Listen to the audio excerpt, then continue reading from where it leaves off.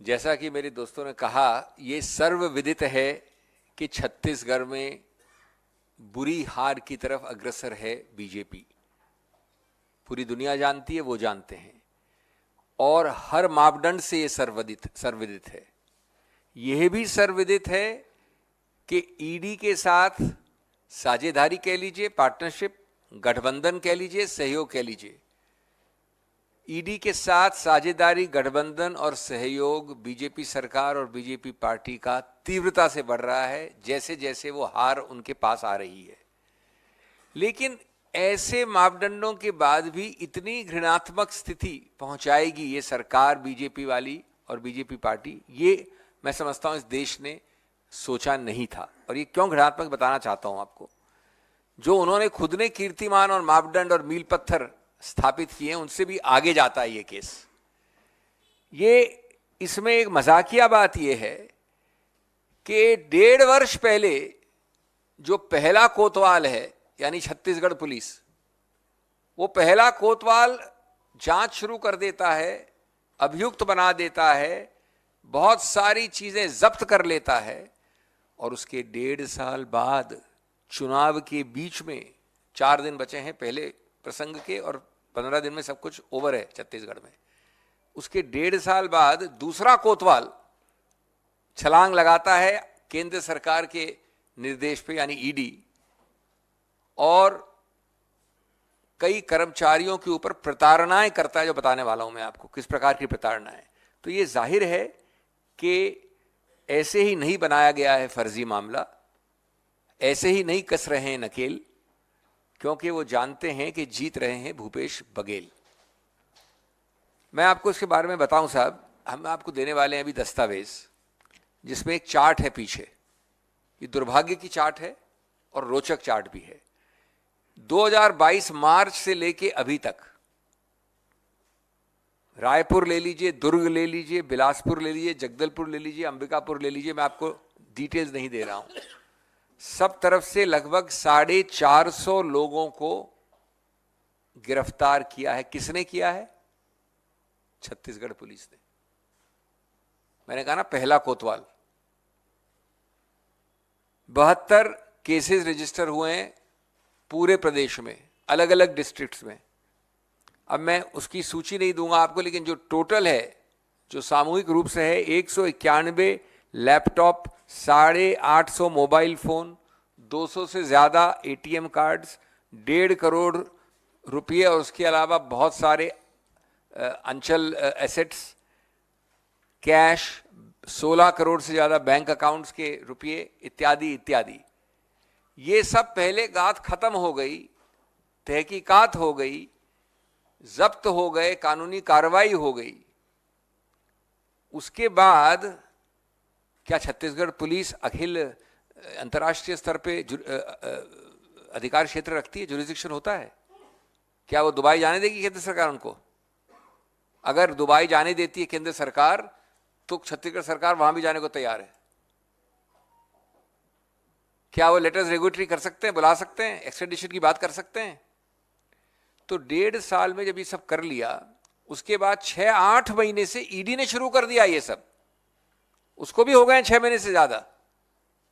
लेकिन प्रसंग तो अभी रुकना है, वो प्रसंग आएगा जब चुनाव चल रहे होंगे। तब जब चुनाव चल रहे हैं तो आपको बताया जाता है एक और बहुत ही बखूबी एक कहानी, कि हमने पकड़ा है ऐसे लोगों को जो वहां से रुपया लेके अभी चुनाव के वक्त चुनावी माहौल में रुपया देने आ रहे हैं। कभी आप सोच सकते हैं कि अंतर्राष्ट्रीय बॉडी कस्टम्स के जो बॉर्डर्स हैं और भारत की जो सीमाएं हैं, उसको छत्तीसगढ़ पुलिस करती है? कैसे हुआ ये? क्यों हुआ ये? कब हुआ ये? या सिर्फ इसलिए हुआ कि 4 दिन बाद पहली वोटिंग है और 15 दिन बाद सब वहां खत्म है चुनाव? और एक कोरियर का व्यक्ति एक वक्तव्य देता है, आपको मालूम है ये वक्तव्य कैसे निकाले जाते हैं ईडी द्वारा, और उस वक्तव्य के आधार पे आप पूरी कहानी बनाते हैं, और उसके बाद सबसे दुर्भाग्य की बात, सब्जेक्ट टू इन्वेस्टिगेशन। कहानी बनाने के बाद सब्जेक्ट टू इन्वेस्टिगेशन। क्या आप सोचते हैं कि गधे हैं लोग या घास खाते हैं? उनकी आप इंटेलिजेंस को अपमानित कर रहे हैं कि हम पहले आरोप लगा देंगे, चुनाव के वक्त हम रेड कर देंगे, एक व्यक्ति का हम वक्तव्य ले लेंगे और बाद में हम इन्वेस्टिगेट करेंगे। जो इन्वेस्टिगेशन छत्तीसगढ़ पुलिस ने करके आपको 1.5 साल पहले दे दिया है, 1 साल पहले दे दिया है, कभी आपने देखा है ऐसा? और मैं आपको बताना चाहता हूं प्रताड़नाओं के बारे में। ये मामले वैसे बताऊं मैं आपको, छत्तीसगढ़ के कई अफसरों के ऊपर इस चुनाव से पहले, मैं इस चुनाव की बात नहीं कर रहा हूं, कई मामले उच्चतम न्यायालय में लंबित हैं। प्रताड़नाएं कई जगह हुई हैं और लगभग 10 ऑर्डर या 8 ऑर्डर आदेश उच्चतम न्यायालय के आंतरिक रूप से स्टे ऑर्डर्स इन व्यक्तियों को मिले हैं, अफसरों को, छत्तीसगढ़ के अफसरों को, भूपेश बघेल सरकार के अफसरों को। उसमें हम पेश भी हो रहे हैं। अगली तिथि उसकी 22 नवंबर है। अब जो ये नाम आपको बताए जा रहे हैं वो जानबूझकर बिना किसी तथ्य के वो लोगों के नाम लिए जा रहे हैं जो बघेल सरकार के काम में असिस्टेंस देते हैं, मुख्यमंत्री के ऑफिस को सहायता देते हैं। पॉलिटिकल एडवाइजर विनोद वर्मा, मनीष बंछोर, आशीष वर्मा, विजय भाटिया इत्यादि इत्यादि ये नाम हैं। इनके बारे में अभी तक एक तथ्य चार्जशीट पे नहीं दिया गया है। इनको बताया नहीं जाता है कि तुम अभियुक्त हो या साक्ष्य के रूप से बुलाए जा रहे हो, एज ए विटनेस और as an accused. Vinod Varma के यहां रेड करते हैं तो वो कुछ ऐसी चीजें लेते हैं जिसकी रिसीट्स उठाई जाती हैं, 16 साल पुरानी परचेजेस हैं, 16 ईयर्स। विजय भाटिया के यहां जाते, वो खुद अस्पताल में हैं, उनकी बीवी बीमार हैं, रेड के दौरान उनको अटैक होता है, फिर भी उनकी जांच की जाती है। उसके बाद भाटिया जी मुंबई के अस्पताल में भर्ती होते हैं, वहां भी जाकर प्रश्नोत्तर होता है। ये ईडी है, इलेक्शन डिपार्टमेंट है बीजेपी का, या क्रूरता का एक द्योतक है? और ये सब होता है लगभग एक ऐसी चीज के विषय में जो 1-1.5 साल पहले से चल रही है। मैं हिंदी में अपनी बात संक्षिप्त में खत्म करने से पहले ये कहना चाहूंगा कि आज ये प्रवर्तन निदेशालय जिसको कहा जाता है, जिसने अपनी पूरी विश्वसनीयता खो दी है, खत्म कर दी है, वो आज झूठ का कार्यालय है, प्रवर्तन कार्यालय नहीं है। पूरी तरह से झूठ का पुलंदा है। तोता अगर किसी को आप कह सकते हैं तो तोता ये है। और आप तोते की पूरी प्रक्रिया देख रहे हैं। जो मुद्दे कानून के उठाए गए हैं उच्चतम न्यायालय में वो अभी तक लंबित हैं, छत्तीसगढ़ के विषय में लंबित हैं। 22 तारीख को उनकी सुनवाई होने वाली है अन्य केसेस में। उन मुद्दों में ये मुद्दा भी है कि आप किसी को बुलाते हैं, बताते नहीं हैं कि वो साक्ष्य है, अभियुक्त है, और अपनी मनमर्जी से आखिरी समय पे उसको अरेस्ट करें या न करें।